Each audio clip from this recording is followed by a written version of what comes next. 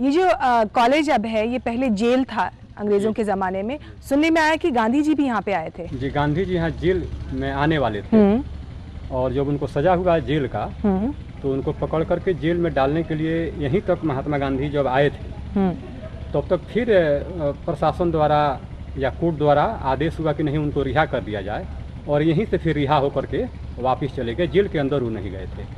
आपके बाप दादा ने कुछ बताया कि जब गांधी जी 1917 में यहाँ पे आए थे तो उस वक्त क्या लोग समझ रहे थे कौन आ रहा है, क्योंकि गांधी जी के बारे में लोग इतनी जानकारी नहीं उनको थी। नीलहों का जो अत्याचार था उससे लोग इतने निराश थे कि कोई लगता नहीं था कि कोई इससे छुटकारा दिलवाने वाला है।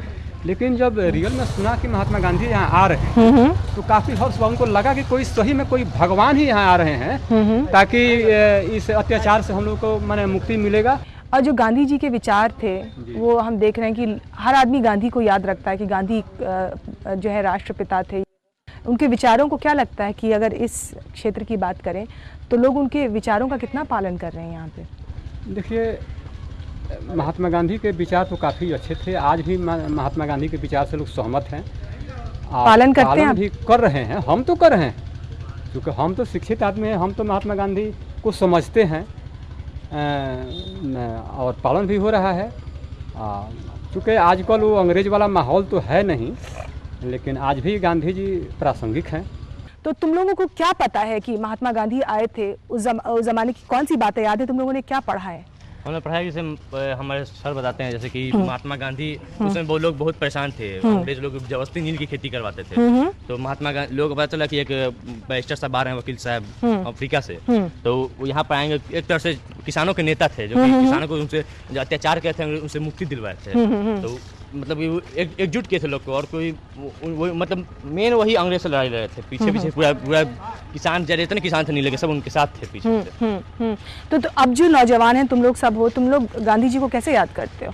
हम लोग गांधी जी को उनके विचारों को याद करते हैं, जैसे कि अहिंसा था और झूठ नहीं बोलना, अत्याचार नहीं सहना।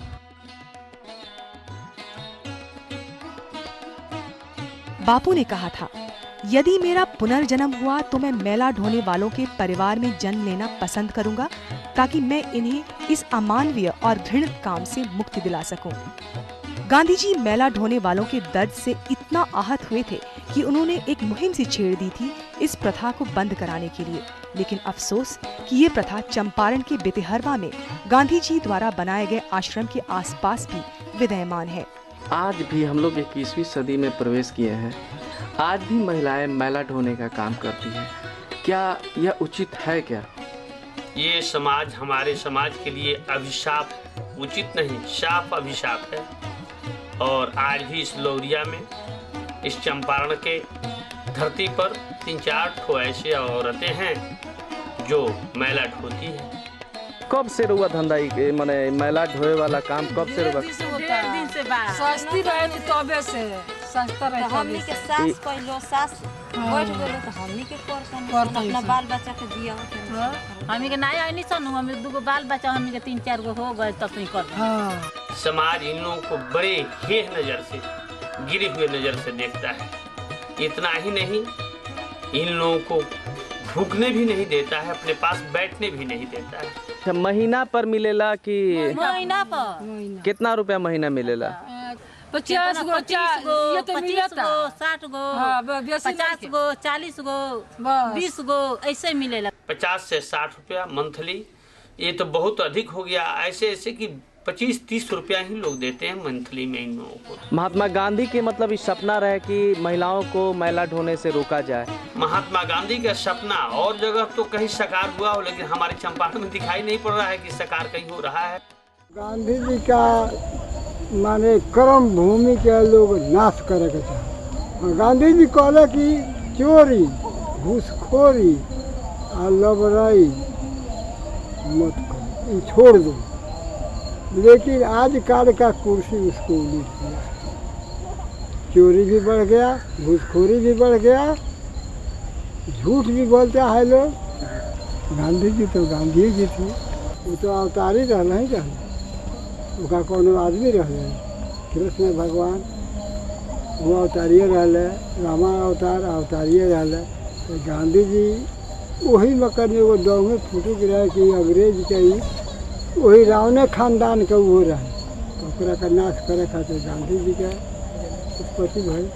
गांधी जी ओकरा का नाश कैले, काहू नाथू का मारला से गांधी जी मर जाए वाला रहले।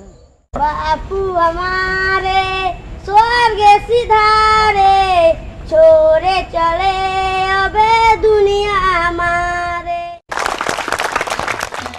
और यही है हमारा आखिरी पड़ाव। हम जिस महल्ले, जिस गली, जिस कूचे, जिस शहर, जिस कस्बे में गए, जगह जगह हमने पाया गांधी मैदान, गांधी आश्रम, गांधी संग्रहालय।